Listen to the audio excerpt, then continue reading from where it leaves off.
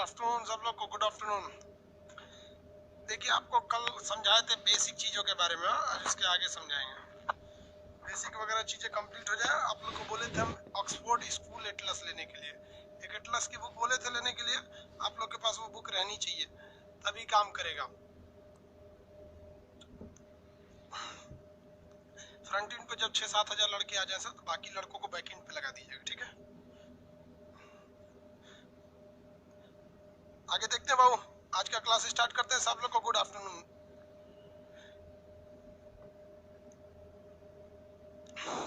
चलिए सब लोग को गुड आफ्टरनून। स्टार्ट करते हैं हम लोग पॉलिटी का क्लास। पॉलिटी का क्लास सुबह चलता है भाई। इसमें पॉलिटी का क्लास से क्या मतलब है, यहाँ स्टार्ट करते हैं हम लोग। देखिए ये वाला कॉन्टिनेंट कौन सा है, एशिया कॉन्टिनेंट है। दुनिया में कितने महाद्वीप थे आपको बता दिए थे, 7 महाद्वीप थे। कौन सा डूबा हुआ महाद्वीप था, तो जिलैंडिया महाद्वीप डूबा हुआ था।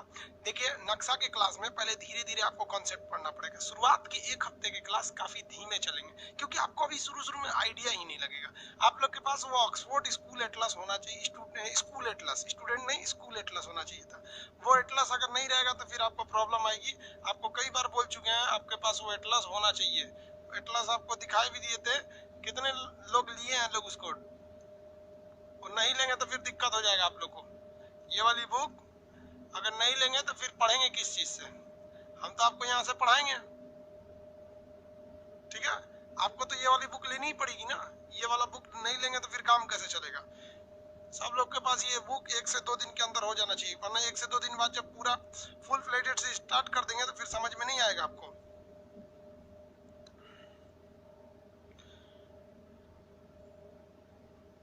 चलिए आगे देखते हैं हम लोग। ऑक्सफोर्ड का है, हिंदी में इंग्लिश दोनों ले लेंगे, कोई एक ले लीजिएगा, कोई भी चलेगा। अगर स्टूडेंट वाला ले लिए हैं, देखिए कोई एक लीजिएगा, ये लेंगे तो ये सस्ता पड़ता है। और अगर दूसरा कोई ले लेंगे ना तो हम पेज नंबर कोई और बोलेंगे। जैसे हम इस बुक का बोल दिए पेज नंबर 45 खोलिए, और आपके पास 40 दूसरा बुक है तो उसमें भी रहेगा, लेकिन वो चीज चला जाएगा किसी और पेज में। फिर आपको क्या होने लगेगी, प्रॉब्लम होने लगेगी। इसलिए ये वाली बुक ज्यादा प्रीफर कीजिए इसको लेने के लिए। ये सस्ता है इसलिए हम आपको बोल रहे हैं। ये वाली बुक थोड़ी ज्यादा सस्ती होने की वजह से ये इजी है इसको लेना। आगे आज हम लोग स्टार्ट करते हैं, एशिया के बारे में कुछ समझना चालू करते हैं। ये महाद्वीप कौन सा भैया, एशिया महाद्वीप है। एशिया महाद्वीप में एक सब कॉन्टिनेंट है। एशिया कॉन्टिनेंट के अंदर एक सब कॉन्टिनेंट है जिसे हम कहते हैं उप महाद्वीप। क्या कहेंगे बाबू, उप महाद्वीप के नाम से उसे जानते हैं। अब ये उप महाद्वीप क्या चीज होता है, तो किसी भी कॉन्टिनेंट के अंदर का एक ऐसा एरिया जो पहाड़ों से थोड़ा सा कट जाता है उसे हम सब कॉन्टिनेंट कहते हैं। जैसे यहाँ से यहाँ पर एक पर्वत है जिसका नाम है हिंदू कुश पर्वत। हिंदू कुश पर्वत के इस साइड में रहने वाले लोगों को हिंदू कहा जाता है।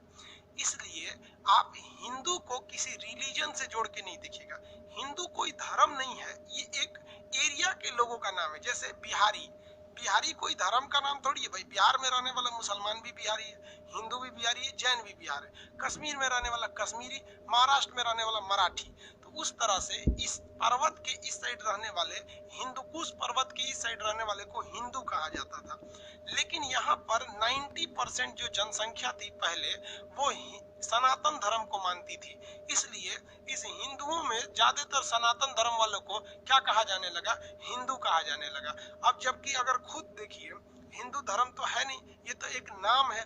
इसे क्या कहा जाता है, ओरिजिनल धर्म तो सनातन धर्म है, जबकि इसे क्या कहने लगे लोग, हिंदू कहने लगे, क्योंकि यहाँ ज्यादातर सनातन धर्म को मानने वाले थे। ऐसे ही एक प्रॉब्लम मुसलमानों के साथ हो गई।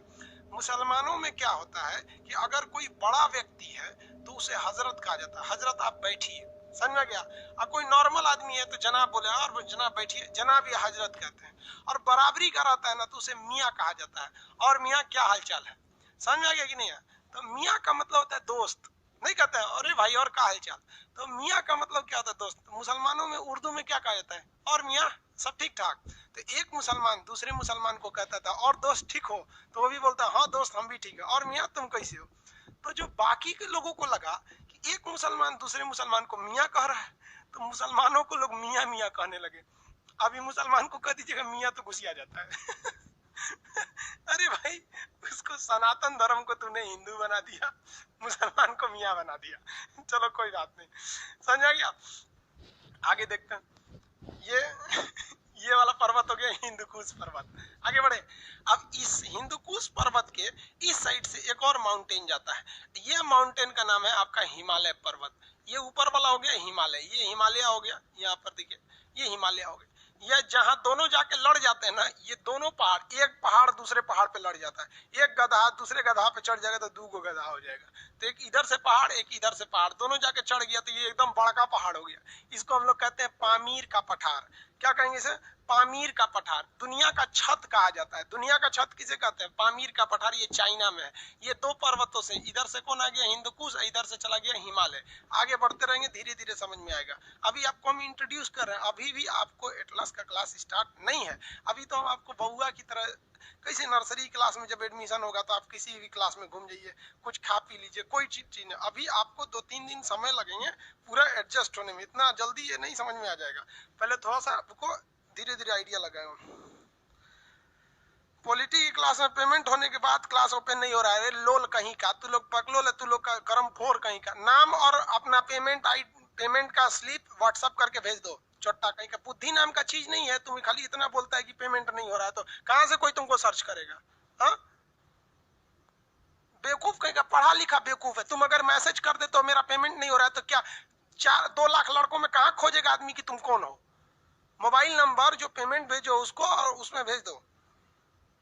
बुद्धि नाम का चीज नहीं है। हम पढ़ा लिखा उतना नहीं रहता है सब। दिल गुर्दा कोई कोई नहीं भेजिए। यहाँ पर ज्योग्राफी का क्लास आगे स्टार्ट होगा। ये बुक दुकान पे मिलेगा, ऑक्सफोर्ड स्कूल वाला।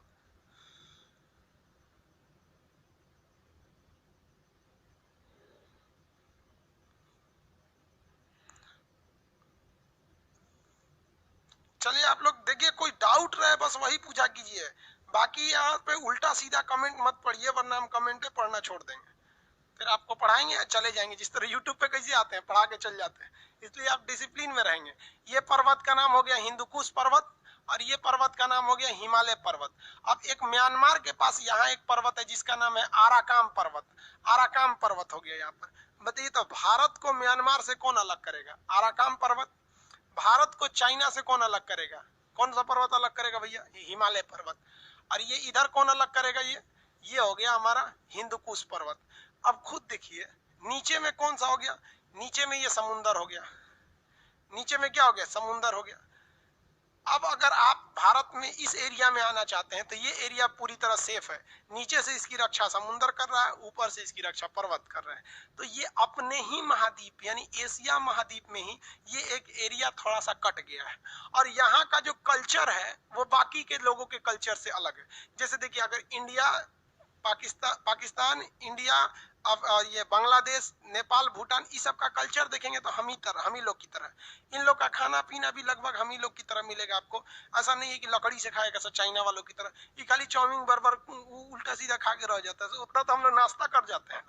तो इन लोग का कल्चर भी एक जैसे है, इसलिए इसे हम लोग सब कॉन्टिनेंट कहते हैं। इसे हम लोग उप महाद्वीप कहते हैं। अब आप बताइए, इस उप महाद्वीप में आपको सबसे बड़ा देश कौन सा दिख रहा है? तो इसमें सबसे बड़ा देश भारत दिख रहा है।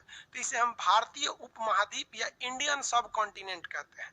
इस इंडियन सब कॉन्टिनेंट में कौन कौन आएगा? तो आपको यहाँ से दिखेगा भारत आएगा, यहाँ दिखेगा पाकिस्तान। तो इंडिया, पाकिस्तान, नेपाल, भूटान। यहाँ ये है नेपाल, यहाँ है भूटान।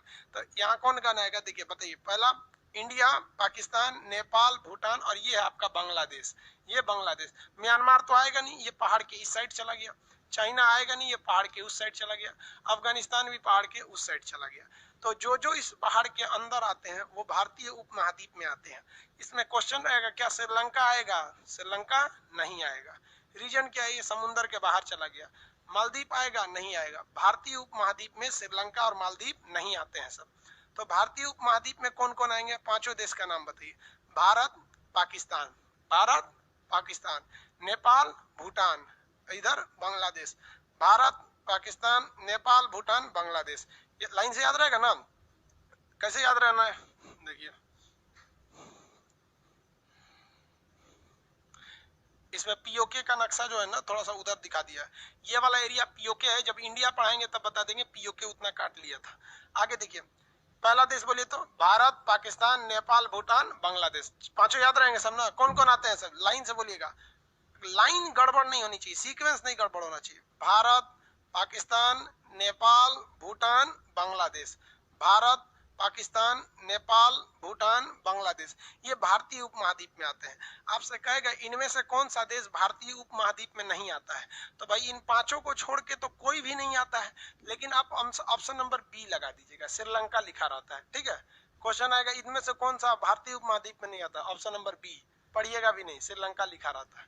समझ में आ गया? पढ़ा पढ़ा के हम बुढ़ा गए, नक्शे पढ़ा पढ़ा के। चलिए आगे समझते हैं। तो ये आपको उपमहाद्वीप हो गया। अब हम एशिया महाद्वीप में एंट्री करते हैं, हल्का फुल्का पढ़ते पढ़ते, थोड़ा थोड़ा एंट्री करेंगे लोग, डेली डेली थोड़ा थोड़ा, फिर आपको ये टोटल कॉन्टिनेंट महाद्वीप याद हो जाएंगे। एशिया महाद्वीप में उपमहाद्वीप तो ये हो गया।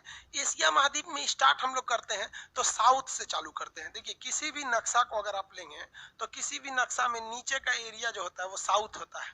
ये कौन सा हो गया? साउथ हो गया। नीचे का एरिया साउथ, और ये ऊपर का एरिया नॉर्थ, ये इधर का एरिया वेस्ट, ये ईस्ट, यानी नीचे का एरिया दक्षिण होता है। क्या होता है? दक्षिण होता है। तो समझिए आगे, एशिया के नीचे यानी साउथ एशिया के, एशिया के नीचे यानी साउथ एशिया, एशिया के नीचे क्या हो जाएगा? South Asia. साउथ एशिया के लोगों ने एक एसोसिएशन बनाया। क्या बनाया? एसोसिएशन। साउथ एशियन नेशन ने क्या बनाया? एक एसोसिएशन बनाया। किस लिए एसोसिएशन बनाया? अपने क्षेत्र में आपसी सहयोग बनाने के लिए। तो किस लिए? रीजनल कोऑपरेशन के लिए, कोऑपरेशन के लिए, रीजनल कोऑपरेशन के लिए। तो साउथ एशियन एसोसिएशन मतलब दक्षिण एशिया के लोगों ने, नाम से समझिए, साउथ एशियन एसोसिएशन मतलब ये एशिया का जो साउथ का एरिया है, तो साउथ एशियन एसोसिएशन यानी एशिया के नीचे का एरिया, साउथ एशियन एसोसिएशन जो है, इस एशिया के नीचे के लोगों ने एक एसोसिएशन बनाया। किस लिए? रीजनल कोऑपरेशन के लिए, कि हम आपसी सहयोग करेंगे, आपस में मिलजुल कर रहेंगे। तो इसी को कहा गया, south Asian association for regional cooperation को सार्क कहा गया। क्या कहा गया? सार्क।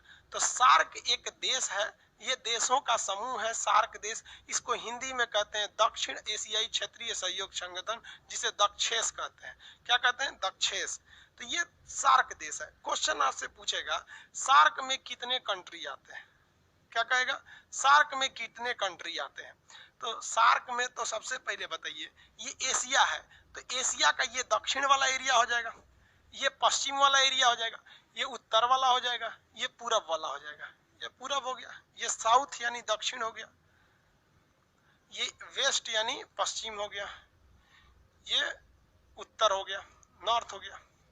अब आपके मन में तो एक सवाल है कि भाई अगर ये बोल रहा है कि साउथ एशिया, तो ये वाला पार्ट तो आएगा नहीं, ये तो वेस्ट एशिया में आ जाएगा। कहेगा ईस्ट एशिया, तो ये तो ईस्ट एशिया में आ जाएगा। नॉर्थ एशिया, तो ये तो उसमें चला जाएगा, है कि नहीं? साउथ एशिया में यही सब आएंगे, सब साउथ एशिया। तो जो साउथ एशियन एसोसिएशन है उसमें कौन आएगा? यही सब आने वाले हैं सब। अब इस साउथ एशियन में 8 देश आते हैं। जिनको 8 देश याद नहीं है ना, उन्हें ये बहुत अच्छे से याद हो जाए। जो अपने को होशियार समझेगा वो जिंदगी भर होशियारे रह जाएगा। बकलोलई का काम मत कीजिएगा, चुपचाप शांति से पढ़ते रहिएगा। आप कमेंट में, चैट में वही लिखिए जो आपको प्रॉब्लम है। गुड मॉर्निंग, गुड आफ्टरनून नहीं लिखिए बाबू। हम गुड आफ्टरनून, गुड मॉर्निंग करेंगे, उसमें दिखेगा भी नहीं कितने लोग करके चलेगा, है कि नहीं? बात समझिए, पढ़े लिखे आप लोग, इसलिए जो प्रॉब्लम आएगा वही लिखा करेंगे लोग। अब इसमें 8 देश में से कौन कौन है? आसियान फिर लिखते हैं बाबू, आसियान अलग होगा। ऑक्सफोर्ड एटलस का संस्करण नहीं मिल रहा है। आज हम एक बार मार्केट में देख लेते हैं मिल रहा है कि नहीं। नहीं मिल रहा है। सुधीर पटेल जी, पंडित पटेल नहीं, पंडित जी हैं। वीडियो क्वालिटी लो है, आप देहात में रह रहे होंगे इसलिए आपका लो है। 8 देश आते हैं, देखिए ध्यान से। सार्क में पहले सार्क देखिए, फिर 8 देश आते हैं। सब लोग अब कंसंट्रेट होइए यहाँ पर। पहला देश आता है मालदीव। ये एशिया का सबसे छोटा देश है, 33 टुकड़ों में है। इतना ना टुकड़ों में बटा हुआ है कि इसका कोई हिसाब ही नहीं है। सार्क देश एकदम टुकड़ों में है। मालदीव, मालदीव को अगर आप देखेंगे तो ये समुद्र में बहा हुआ दिखेगा। इसकी जो तटरेखा है समुद्र में मालदीव की, वो इतना नीचे है समुद्र में मालदीव की, आप देखेंगे समुद्र में ये लगता है जैसे डूब जाएगा मालदीव। अगर हम यहाँ मालदीव दिखाएं आपको समुद्र में, तो ये मालदीव लगेगा आपको पूरे तरह से डूबा हुआ मालदीव। मालदीव एक मुस्लिम कंट्री है, देखिए पूरी लगेगा कि पूरी तरह से डूबा हुआ है। यहाँ सब लोग घूमने जाते हैं। ये देखिए मालदीव, ऐसे ही टुकड़ों टुकड़ों में मालदीव आपको मिलेंगे सब। यहाँ दिख रही है मालदीव, कुछ यहाँ पर है, कुछ वहां है, कुछ वहां है, तो सब लोग वहां छुट्टी मनाने जाते हैं मालदीव में। तो मालदीव बेसिकली जो है ना टूरिस्ट का एक हब एरिया है, यहाँ सब घूमने जाते हैं सर। इस तरह से घर और मालदीव में मिलेगा आपको यहाँ पर इस टाइप का। और ये मालदीव वाले जितने लोग होते हैं ये छुट्टियां मनाने के लिए मालदीव में अक्सर जाया करते हैं लोग। हमारे यहाँ आप लोग में भी जाइएगा लोग भाई छुट्टी उट्टी मनाने, शादी ब्याह हो जाएगा ना तो मैडम को लेके कहाँ जाइएगा आप लोग, मालदीव में। इस तरह से आपको एक घर दे देगा सर घूमने फिरने के लिए। देखिए कितना बेहतरीन टाइप का लग रहा है मालदीव। पानी अगर बढ़ेगा समुद्र में ना सबसे पहले मालदीव डूब जाएगा। देखिए तो भैया कितनी ऊंचाई है इसकी, कत्ता थोड़ा सा पानी मिलेगा उधर चला जाएगा। अभी पानी में घर बनाया है देखिए इस तरह से। तो एशिया का सबसे छोटा देश है मालदीव। अगर समुद्र का स्तर उठेगा तो एशिया में डूबने वाला पहला देश मालदीव होगा। 1 से 1.5 मीटर ऊंचा है, ये डूब जाएगा। लेकिन इसकी इकोनॉमी इतनी बेहतरीन ढंग से है कि यहाँ पर बहुत से लोग टूरिस्ट आते हैं और सबसे ज्यादा फायदा जो होता है उन्हें टूरिस्ट से होता है। कुछ कर जो घूमने जाते हैं ना दिल खोल के पैसा उड़ाते हैं, 10 दिन लाएंगे तो लाखों रुपया फूंक के चलाएंगे सर। और जो परमानेंट वहीं का रहने वाला है उसको पता है कौन सा सामान महंगा मिलेगा कौन सस्ता मिलेगा। अब देखिए ना कितना बेहतरीन है, झोपड़ी टाइप का बना दिया, अंदर एसी है, यहाँ बाहर कुर्सी लगा दिया बैठने के लिए। यहाँ एक तो आपको छोट मोट ऐसे मछली उछली मारते रहिए, यहाँ ज्यादा गड्ढा होगा नहीं, यहाँ पर खूब बेहतरीन बना दिया मालदीव को। तो एशिया में सार्क में सबसे नीचे कौन आ गया, मालदीव आ गया। समझ में आ गया कि नहीं आ गया। तो ये कौन हो गया, मालदीव। मालदीव की राजधानी माले। जो देश बताएंगे आपको उसकी राजधानी याद रहना चाहिए। यहाँ पर ये मुस्लिम कंट्री है, यहाँ ज्यादातर लोग मुस्लिम रहते हैं। आगे बढ़े, पहला मालदीव हो गया। दूसरा देखेंगे तो दूसरा में आ जाएगा श्रीलंका। दूसरी कंट्री में श्रीलंका आ जाएगी। खांसी हो गया, कोरोना तो ना हो गया। ये हो गया श्रीलंका। श्रीलंका यहाँ पर अशोक ने अपने बेटा तथा बेटा महेंद्र और बेटी संगमित्रा को कहाँ भेजा था, तो वो भेजा था श्रीलंका में। श्रीलंका में बौद्ध धर्म के लोगों को अधिकता है। यहाँ रावण भी था, आपको पता है कि रावण कहाँ का था, श्रीलंका का रहने वाला। श्रीलंका की पहले राजधानी कोलंबो थे, अभी श्री जयवर्धनपुरम हो गई है। तो सार्क में पहला देश नीचे से बोलिए तो मालदीव, दूसरा हो गया श्रीलंका। समझ में आ गया। सीता जी 83 दिन की 84 दिन तक लंका में रही थी और वापस शुद्ध आई थी पवित्र रूप से। ये मर्यादा पुरुषोत्तम की राम की बहादुरी से ज्यादा रावण की इंसानियत थी। वो एक सतयुग था जो इंसानियत था। हालांकि रावण को तो श्राप था कि सीता जी के पास जाएगा तो जल के भस्म हो जाएगा। वो तो बेचारा अपने पिंड छोड़ाने के लिए सीता जी का अपहरण किया कि राम जी के हाथ में मरेंगे तो हमारा राक्षस योनि से फुर्सत मिलेगा। तो विधि का विधान था। तो ये श्रीलंका। अभी आप कहेंगे कि सर श्रीलंका के बारे में ज्यादा कुछ बताए नहीं, तो बाबू पहले आप ये देख लीजिए श्रीलंका है क्या, फिर हम श्रीलंका के अंदर जाके एक एक एरिया बताएंगे जो एग्जाम में पूछता है।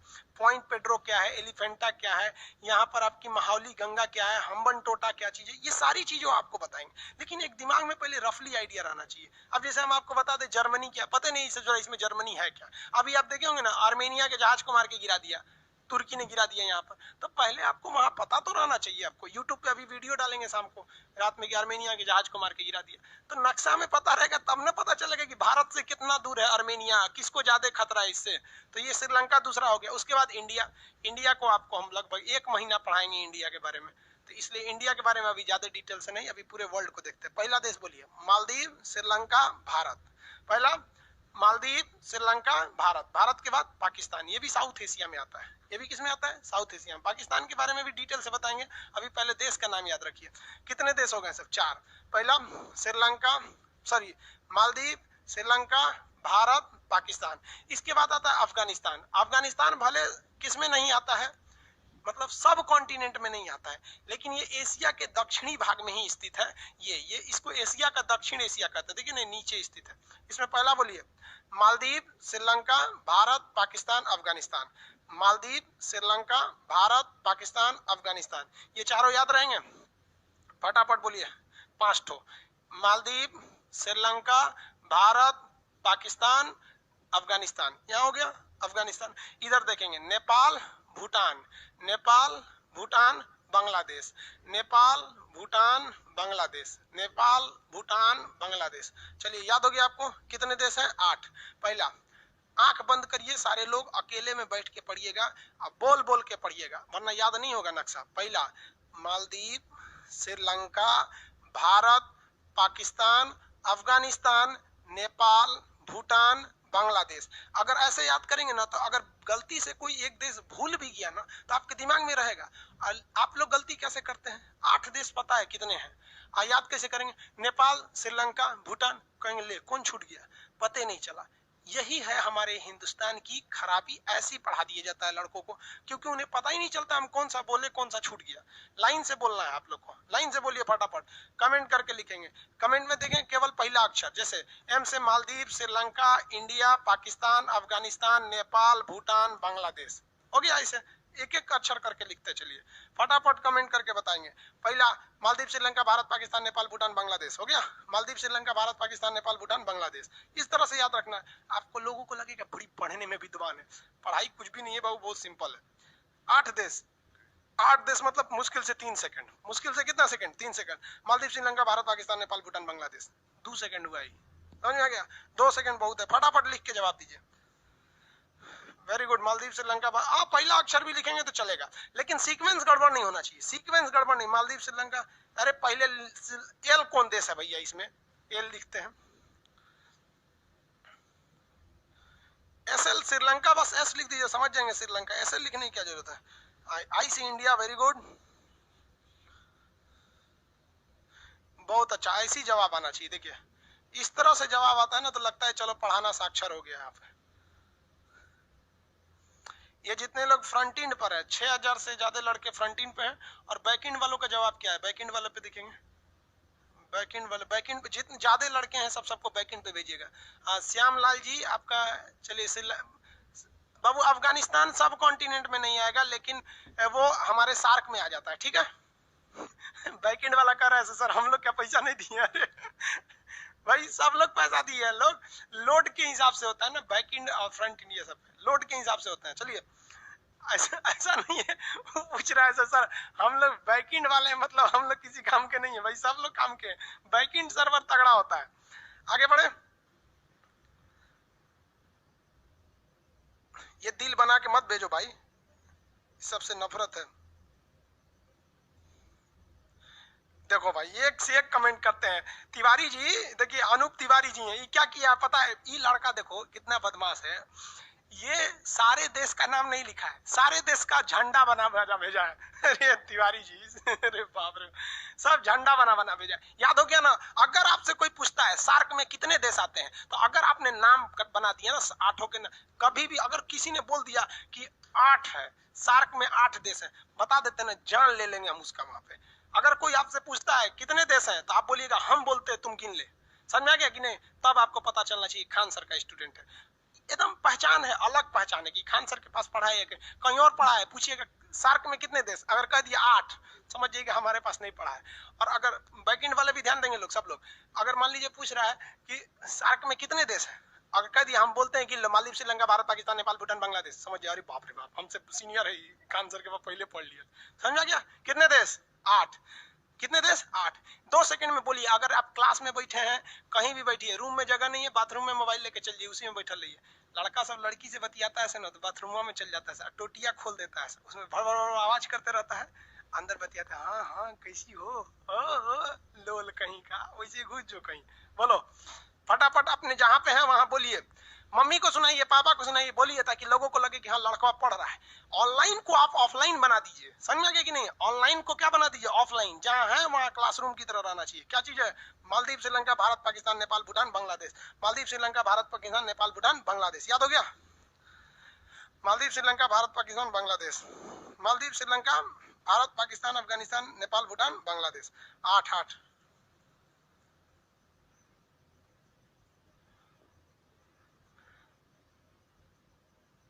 समरकंद आ गया भाई, समरकंद। अरे भाई अभी सार्के का कोई खास नहीं, अब आगे बढ़े। चलिए देखिए यहाँ पे वो बफरिंग कर रहा है क्या? नहीं ना, दोनों का देखते रहिएगा, बैकएंड पे ज्यादा ध्यान दीजिएगा, उस पे लड़कों का लोड ज्यादा है।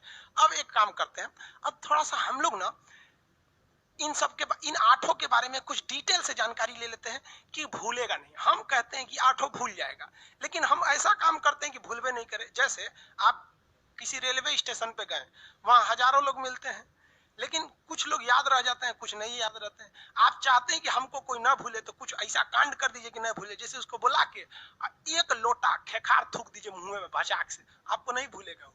मतलब कुछ भी कीजिए लेकिन उसके साथ कुछ घटना होनी चाहिए। इन सबसे घटनाओं को हम याद कर लेते हैं। चलिए थोड़ा शीत युद्ध के बारे में आपको ले चलते हैं। देखिए ये जो जगह है ना श्रीलंका, ये काफी महत्वपूर्ण जगह है। इस श्रीलंका के नीचे का एक बंदरगाह है जिसका नाम है हम्बन टोटा। अब आपको ये श्रीलंका पूरी दुनिया में भी पता होना चाहिए कि वर्ल्ड का अगर नक्शा देखेंगे तो श्रीलंका कहाँ मिलेगा। हाँ, वर्ल्ड के नक्शा में श्रीलंका देखिए, ये वाला देखिए, वर्ल्ड जब नक्शा खुलता है ना तो इस पे कोई भी चीज क्लियर नहीं दिखती। इतना छोटा नक्शा में पूरा दुनिया को हटाएंगे तो क्लियर कैसे होगा? तो ये आपके अंदाजा पे डिपेंड करता है। देखो बाबू, ये है श्रीलंका, यहाँ ध्यान दे श्रीलंका। अब कंसेप्ट समझिए जो हम समझाने जा रहे हैं। ये है हमारा प्यारा हिंदुस्तान, ये हमारा हिंदुस्तान हो गया। और ये देखिए ये यूएसए, यूएसए हो गया, ये पहली दुनिया में आता था। ये सोवियत संघ रूस, रसिया, पुराना नाम सोवियत संघ, रसिया। यहाँ पर बात समझो बाबू, जब 1945 में द्वितीय विश्व युद्ध खत्म हुआ, सेकेंड वर्ल्ड वॉर जब खत्म हो गया था, तो सेकेंड वर्ल्ड वॉर खत्म होने के बाद इन लोगों में आपसी वर्चस्व की लड़ाई चालू हो गई, हम पावरफुल या तुम पावरफुल।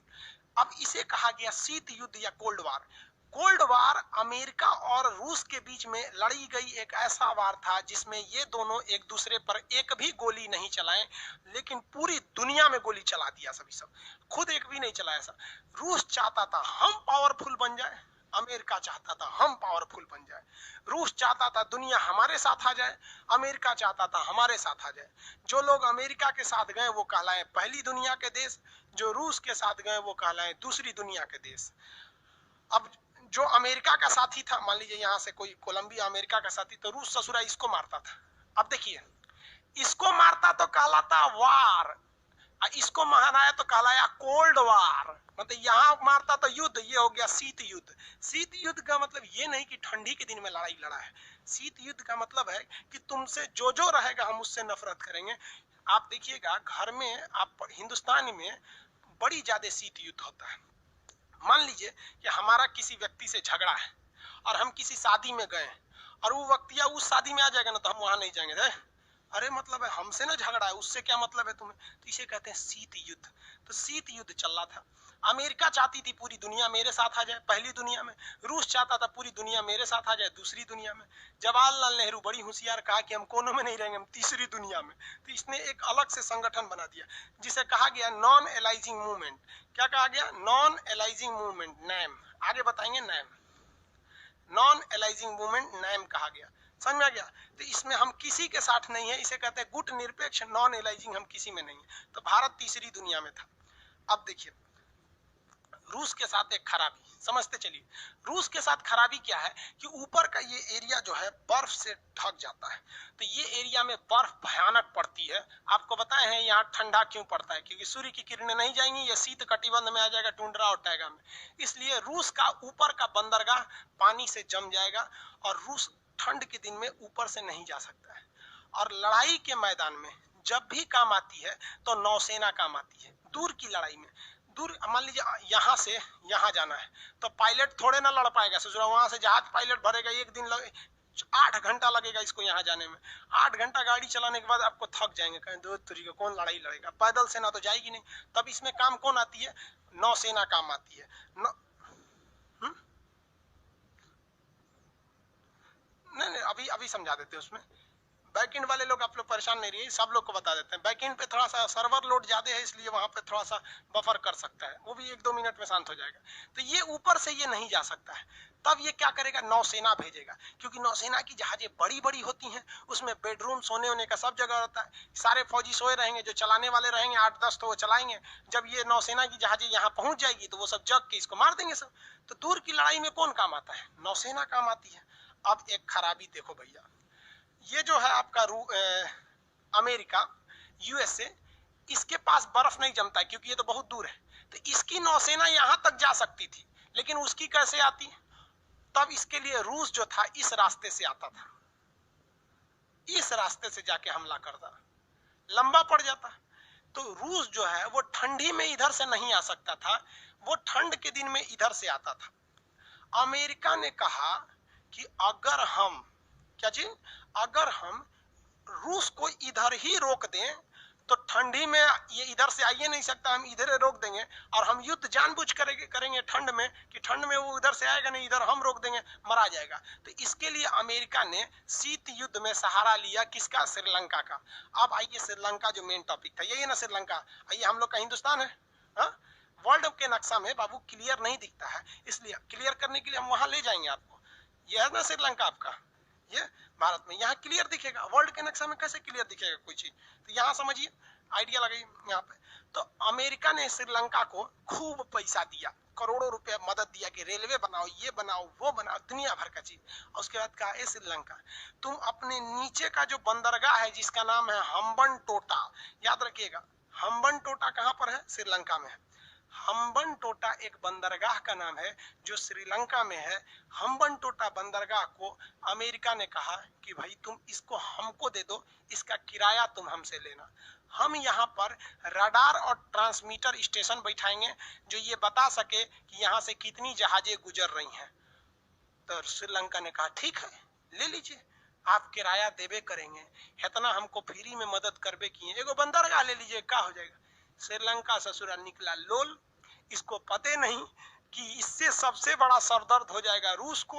और अभी चल रहा है शीत युद्ध। शीत युद्ध में दोनों जो है एक दूसरे के कट्टर दुश्मन थे सब। शीत युद्ध में दोनों क्या थे? एक दूसरे के कट्टर दुश्मन। अब ये बकलोल निकला श्रीलंका, दे दिया उसको बंदरगाह। अब यहाँ पर ये ट्रांसमीटर स्टेशन लगाने का काम चालू कर दिया। कौन से बंदरगाह पे? कमेंट करके बताएंगे बंदरगाह का नाम। बंदरगाह का नाम हम्बनटोटा।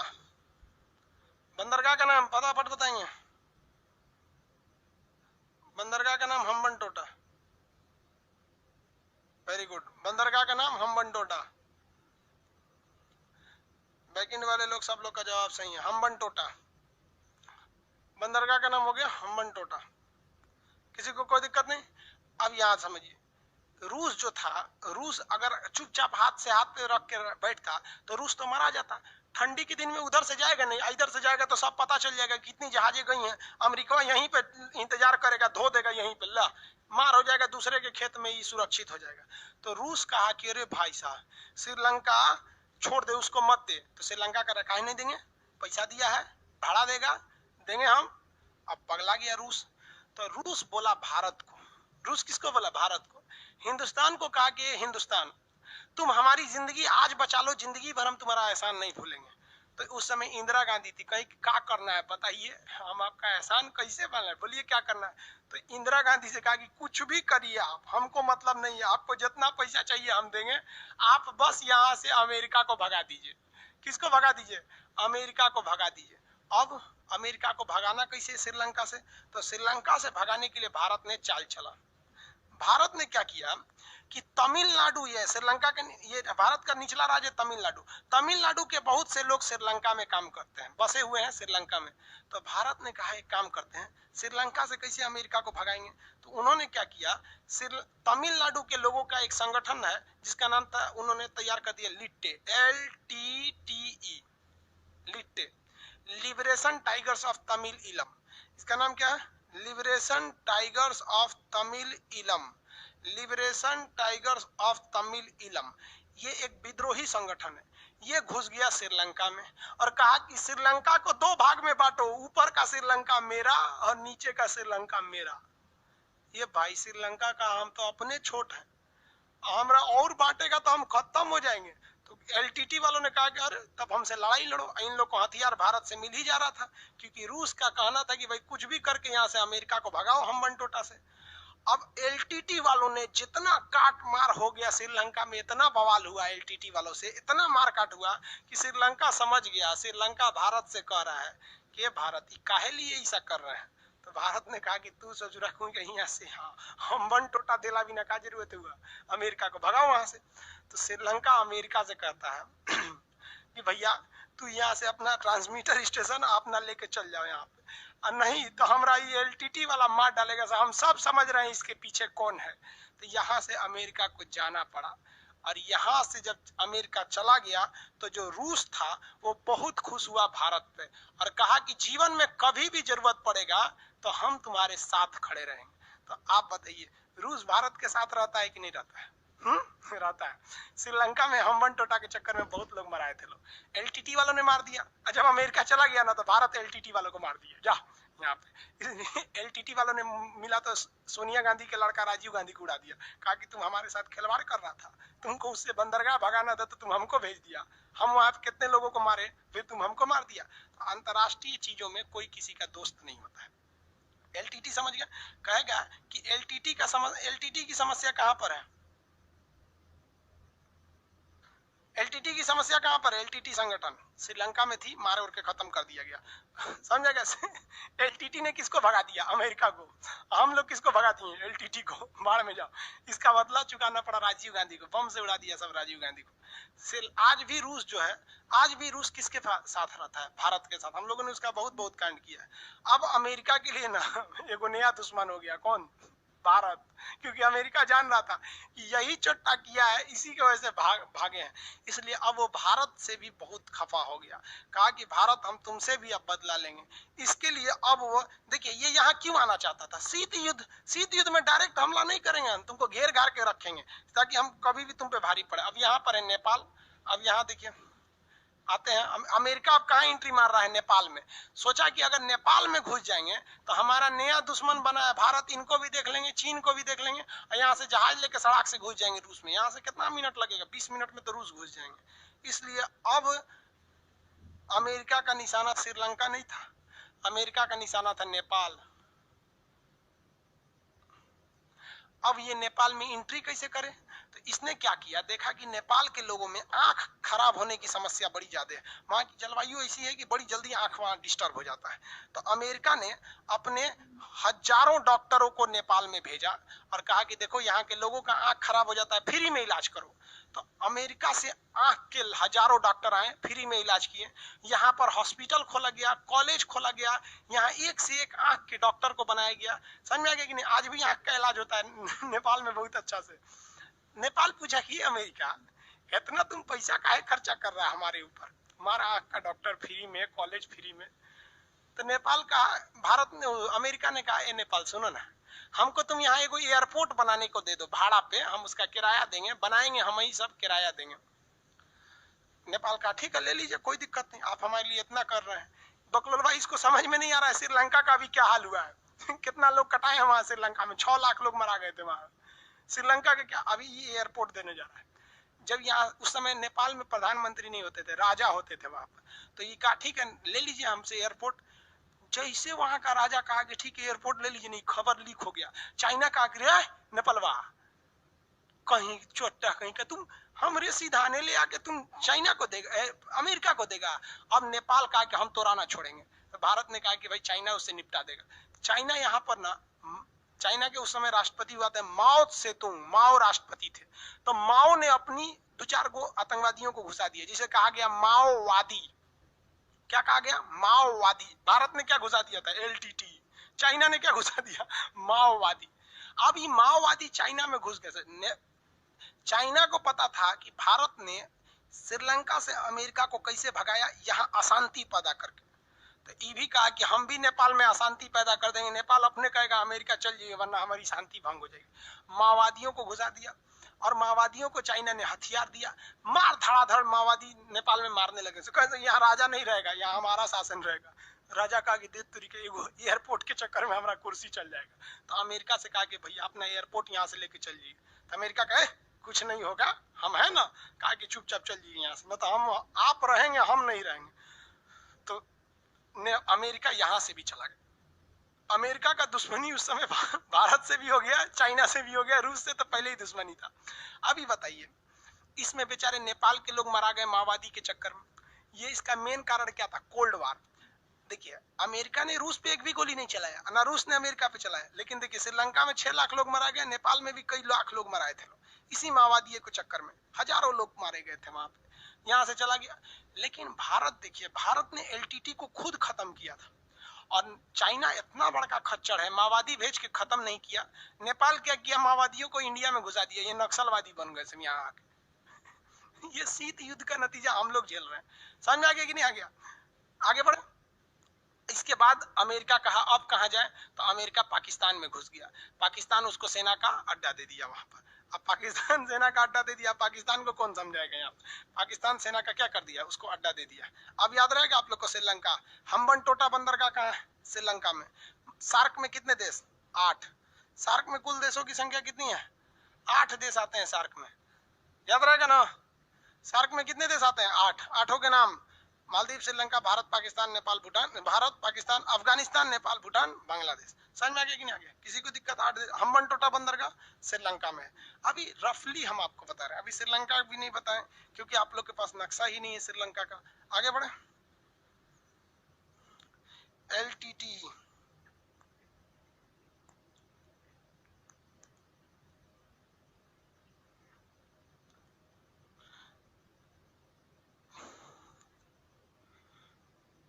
आगे बढ़ जाना।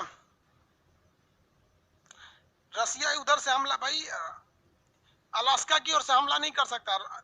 युद्ध के समय में चारों ओर से हमला करना चाहिए ना, कोई एक डायरेक्शन में थोड़ी ना। इसलिए सब चाहता है कि हम चारों ओर से हमला करें। इसलिए हम्बन टोटा का एरिया को ये सॉरी अमेरिका ने क्या किया था, प्रीफर किया था। ये जगह बोलिए कौन सा हो गया, मालदीव, श्रीलंका, भारत, पाकिस्तान, अफगानिस्तान, नेपाल, भूटान, बांग्लादेश। श्रीलंका के बारे में और अच्छा से पढ़ाई करते हैं लोग, चलिए श्रीलंका के बारे में देखते हैं।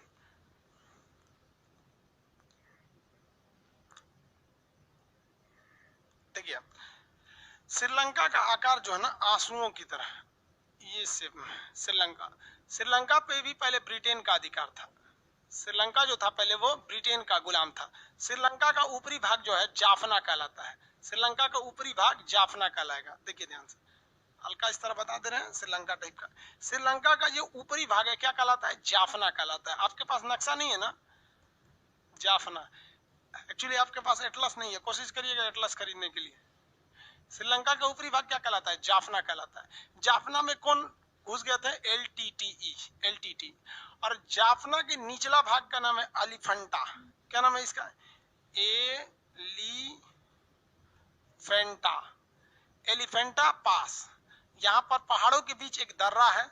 देखिए दो पहाड़ों के बीच के पतला रास्ता को दर्रा कहा जाता है, चौड़ा रास्ता को घाटी कहा जाता है। तो एलिफेंटा पास, ये क्वेश्चन कई बार पूछा है कि एलिफेंटा पास किस देश में, श्रीलंका में। एलिफेंटा पास के ऊपर वाली जमीन को क्या कहते हैं, जाफना कहते हैं। जाफना को अलग करने की लड़ाई कौन लड़ रहा था, आपका LTT लड़ रहा था।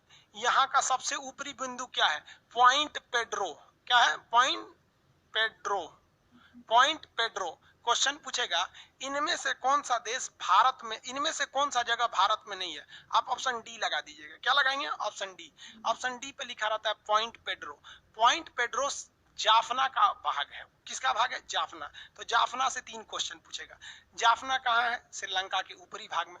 जाफना का ऊपरी बिंदु क्या कहलाता है, पॉइंट पेड्रो कहलाता है, जो भारत में नहीं है। उसके बाद और क्वेश्चन पूछेगा जाफना और श्रीलंका का मेन अलग करने वाला कौन सा दर्रा है, एलिफेंटा दर्रा है। किसी को कोई दिक्कत नहीं। श्रीलंका का निचले बंदरगाह का नाम क्या है, हम्बन टोटा। बंदरगाह का नाम क्या है भैया, हम्बन टोटा। श्रीलंका का निचला बंदरगाह का नाम हम्बन टोटा। किसी को कोई दिक्कत नहीं। श्रीलंका के इस साइड में इसकी राजधानी है श्री जयवर्धनपुरम। पहले राजधानी थी कोलंबो, अभी राजधानी क्या है, श्री जयवर्धनपुरम। श्रीलंका की वर्तमान राजधानी श्री जयवर्धनपुरम। श्रीलंका हम लोगों से ज्यादा चाय को दूसरे देशों को बेचता है, लेकिन हम लोगों से ज्यादा वो चाय उगाता नहीं है। देखिए हम लोग जो हैं चाय बहुत ज्यादा मात्रा में उगाते हैं, लेकिन उससे भयानक पी जाते हैं। घर में कोई घुसा, चाय पिलाओ जी, लगता है जैसे चाय पीने के लिए आया। कुछ अरे चाय पी लीजिए, कहे चाय पी लीजिए, घुसते ससुरा चाय पी लीजिए। ससुराल, नैहर, सौतन के घर, कहीं घुसिए, हाँ कौन जी चाय पीजिए। तो भाई हम लोग छोड़ते कहाँ है, डकच जाते हैं पूरा चाय। श्रीलंका के लोग चाय नहीं पीते हैं, इसलिए वो लोग चाय को दूसरे देश को निर्यात कर देते हैं। श्रीलंका के नीचे का बंदरगाह का नाम हम्बन टोटा। श्रीलंका की वर्तमान राजधानी कोलंबो है। श्रीलंका की वर्तमान राजधानी कोलंबो। अब एक चीज समझिए, श्रीलंका और भारत के बीच में जो समुद्र है वो बहुत पतला है। श्रीलंका और भारत के बीच में जो समुद्र है ना बहुत पतला है। देखिए दिखा देते हैं। अब ये दिखेगा नहीं आप लोग को, ज्यादा चौड़ा कर देंगे तो। यहाँ दिख रहा है श्रीलंका। तो ये समुद्र जो है ना बहुत ही पतला है। यहाँ पे पानी वाली जहाज नहीं जा सकती है। अब ये इसे लोग कहते हैं आदम ब्रिज, इसी को कहते हैं लोग राम सेतु। समझ में आ गया? ईसाई और मुस्लिम परंपरा के हिसाब से यहाँ से आदम गए थे और हिंदू परंपरा के हिसाब से यहाँ से राम जी गए थे, तो इसे राम सेतु या आदम ब्रिज कहा जाता है। इसको ना गड्ढा नहीं है, इसलिए यहाँ से अगर जहाज को जाना है तो श्रीलंका होके जाता है, या इधर से किसी जहाज को जाता है तो ये श्रीलंका पार करके जाता है। जबकि अगर ये गहरा होता तो इतना लंबा दूरी नहीं तय करनी पड़ती, हम लोग यहीं से इस साइड में जा सकते थे। तो कहा जाता है कि इसको गहरा कर देना चाहिए। अब कुछ लोग इसका विरोध करते हैं कि राम जी के आप पुलवा तोड़ना चाहते हैं। अरे भैया, हम काहे तोड़ना चाहते हैं? उसके बीचवा में से एगो पतला तनी सा गली बराबर रास्ता निकालना चाहते हैं ताकि उधर से जहाज चल जाए। दिक्कत समझिए क्या है कि कुछ लोग देश को किस तरह से चौपट कर रहे हैं। ये हम्बनटोटा बंदरगाह जो है वर्तमान समय में चाइना ले लिया है। अभी हम्बनटोटा बंदरगाह किसके कंट्रोल में आ गया है? चाइना को। चाइना क्या करता है, दूसरे देश को इतना ज्यादा कर्जा दे देता है कि वो कभी भी उस कर्जा से बाहर नहीं आ पाते हैं। तो ये चाइना के कंट्रोल में। अब युद्ध की स्थिति में आप बताइए, आपकी मान लीजिए इधर आपकी जहाजें मारी गई, तो आप इधर से जहाज लेके जाइएगा इस साइड में, तो यहाँ से तो सिर्फ चाइना बैठा हुआ यहीं धो देगा आपको। तो यहाँ हमको जरूरत पड़ेगी ना एक बाईपास रूट इधर से। तो यहाँ लोग कह रहे हैं कि नहीं, राम जी का पुल है। अरे भाई, राम जी का पुल थोड़े, वो तो लाने के लिए गए थे। समझे कि नहीं समझे? अब इसके चक्कर में अब आप बताइए, इसको गहरा करना चाहिए कि नहीं? तोड़ने की बात थोड़ी है भैया, पूरा राम सेतु इतना बड़ा है, इसमें पूरा थोड़ी ना, थोड़ा सा एरिया को बस गहरा करना है ताकि यहाँ से जहाजें निकल सके लो। लेकिन जानते हैं ना, नेताओं को एक बहाना चाहिए, कैसे भी एक बहाना दे दो ताकि वोट मिल जाए। क्योंकि धर्म के नाम पर वोट मांगना बहुत ही आसान होता है। उसके बाद जाति के आधार पर मांग लीजिए, उसके बाद विकास के आधार पर। जनता भी विकास के नाम पर वोट नहीं देती है और जनता नेताओं को गरियाती है। रे बाबू, तुमको जाति के हिसाब से वोट दिया था तो क्या विकास मिलेगा? जाति मिल रहा है तुमको। तो ये गड्ढा करना चाहिए, क्योंकि युद्ध की स्थिति में ये बहुत घातक हो जाएगा। हम यहाँ से जा नहीं पाएंगे। समझ में आ रहा है कि नहीं आ रहा है? किसी को कोई दिक्कत नहीं है यहाँ पे? आगे बढ़ जाए। श्रीलंका समझ में आ गया? श्रीलंका किस चीज का निर्यातक है? श्रीलंका निर्यात किस चीज का करता है? चाय का। श्रीलंका पहले किसका गुलाम था? ब्रिटेन का। निचला बंदरगाह का नाम हम्बनटोटा। वर्तमान राजधानी श्री जयवर्धनपुरम। उससे पहले की राजधानी श्रीलंका की उससे पहले बहुत पहले अनुराधापुर राजधानी थी उसकी। उससे क्या मतलब है? श्रीलंका की सबसे बड़ी जो नदी है, उस नदी का नाम है महावली गंगा। नदी का नाम क्या है? महावली गंगा। महावली गंगा। महावली गंगा श्रीलंका की सबसे लंबी नदी महावली गंगा। श्रीलंका की सबसे बड़ी नदी है महावली गंगा। ठीक है, आप लोग का कल इसका पीडीएफ लोड कर दिया जाएगा और कल आप लोग एटलस जरूर लेके रखेंगे लोग। एटलस में क्या है कि आप किसी और भी कंपनी का अगर एटलस लेंगे तो केवल पेज नंबर का डिफरेंस रहता है, तो ढूंढने में थोड़ा आपको टाइम लग जाएगा। जैसे अभी मान लीजिए ऑक्सफोर्ड वाले में पेज नंबर 47 पे है श्रीलंका, और आप कुछ और ले लेंगे तो वहां श्रीलंका कहाँ रहेगा, फिर आपको ढूंढने में प्रॉब्लम होगा। बस इसीलिए कर रहे हैं, और कोई प्रॉब्लम नहीं है। सबसे लंबी नदी महावली गंगा। कौन सा दर्रा है? एलिफेंटा दर्रा। सबसे ऊंची बिंदु यहाँ पे पॉइंट पेड्रो। ऊपर का राज जाफना। कौन से संगठन? एलटीटी। समझ आ गया आप लोग को? श्रीलंका के बारे में कोई दिक्कत नहीं है।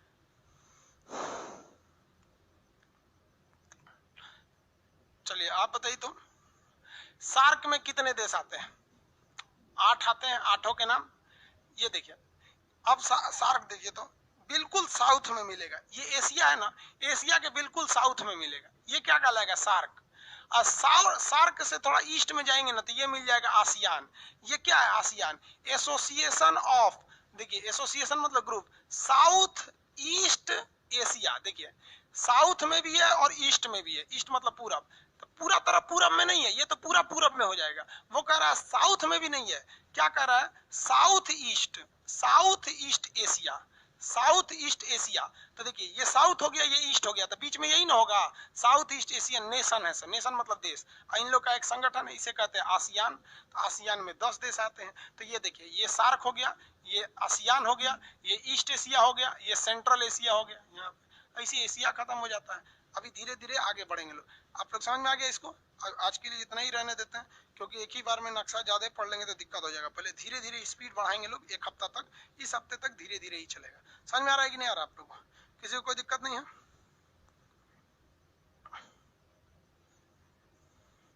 बुक के राइटर का नाम, नक्शा है इसमें, राइटर कहाँ से आएगा? सर्वे ऑफ इंडिया बनाती है, ऑक्सफोर्ड का है। बाबू पेज नंबर दोनों का बता। ज्ञानेंद्र कुमार बोल रहे हैं कि सर दोनों का पेज नंबर बता दीजिएगा। भाई कोई तीसरा किताब खरीद के ले जाएगा तो हम आपको पढ़ाई का चीज याद रखेंगे, पेज नंबर ही याद करते रहेंगे। हम किताब लेके यहाँ नहीं बैठते हैं। आगे देखते हैं हम लोग।